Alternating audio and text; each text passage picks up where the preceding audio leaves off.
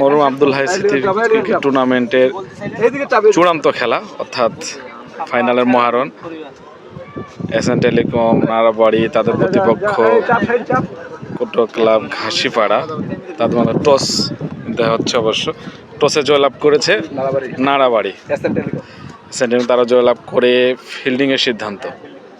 ওকে,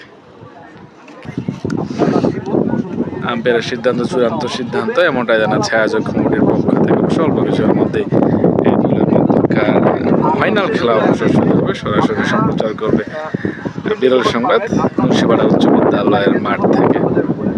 2 দিনব্যাপী ক্রিকেট টুর্নামেন্টের অন্তিম মুহূর্ত অবশ্য।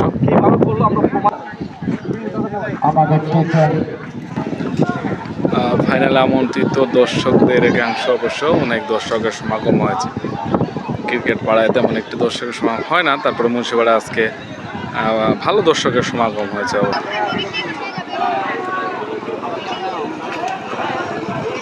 ঘাসিপাড়া টিমের প্যাভিলিয়ন।